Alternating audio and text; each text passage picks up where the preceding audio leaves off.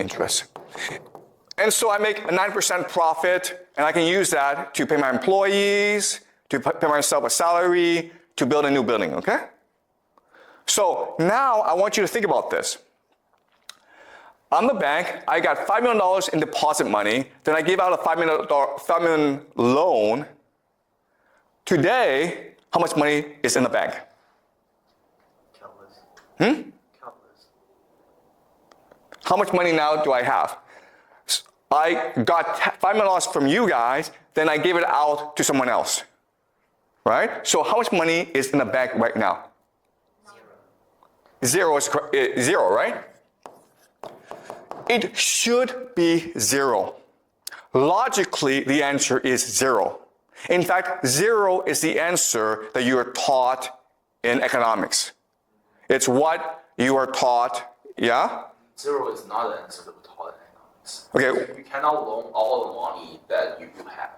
Like, for example, if they will have a limit, like 25%, I don't know. Okay. Maybe 10%, so you can only loan like 4 million.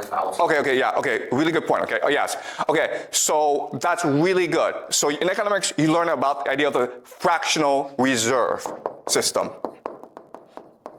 Okay, what's fractional reserve? As you say, you must leave behind a certain amount of money.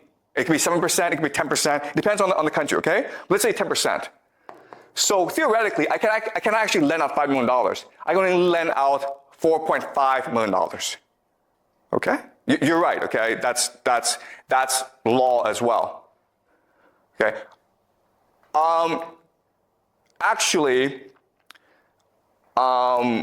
Okay, let's say I lend out $4.5 million, okay? Now how much money do I have in the bank? Yeah, $500,000, right? Okay, so again, this is what you're taught in economics. This is what makes logical sense, right? The correct answer, what actually happens in real life, is you now have $9.5 million. Okay, that is the correct answer. This makes no sense, right? But it happens in reality. And how do we know? Because over the past 20 years, Chinese banks, like the Bank of China, the Bank of Industry and Commerce, the Agricultural Bank of China, if you Google these banks, what you will see is, these past 20 years, these banks have become the largest in the world. How did that happen? Was it because Chinese people got rich and put all the money in the bank? No, that's not what happened. What happened, guys? Supported by the country, the government.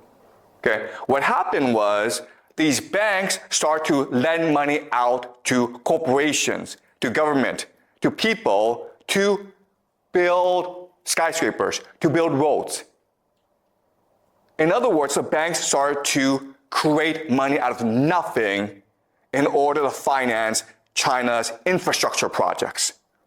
And that's what banks are allowed to do. They're allowed to print money, create money out of nothing. Okay? Does that make sense? Now the question then is, wait a minute here. That's kind of absurd. How this system come into being? How is it created? Okay, well actually, there's a very easy explanation for where we got the system from. All right, so let me explain the history and the origin of the system. So in the beginning, it was merchants who engaged in finance because merchants needed money in order to facilitate trade. Okay? And some merchants became extremely wealthy. And when they became very wealthy, they started banks in order to support trade and other merchants. Okay, so these banks traded in gold because that was the primary source and supply of money back then. Okay, so what happened is you would come and you would put your money, your gold, in the bank for safekeeping. And the bank would give you a contract, right?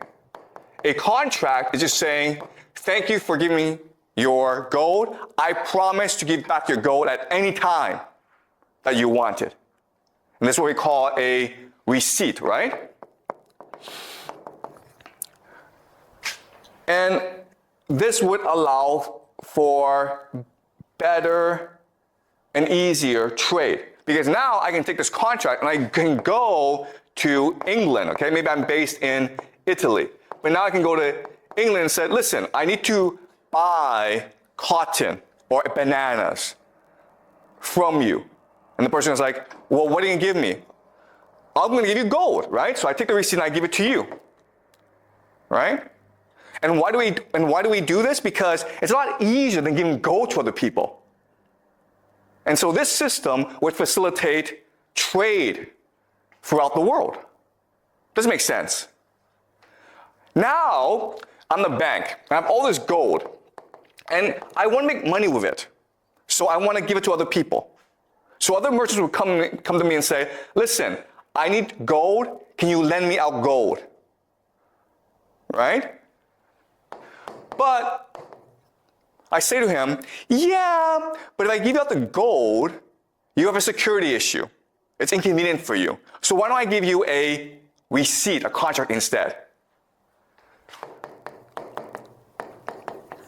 Does that make sense? Because all I need is a contract, all I need is a receipt in order to go and do trade elsewhere. Right?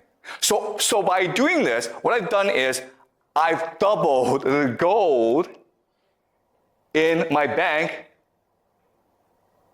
right? I've created money out of nothing. So the gold is still 5 million.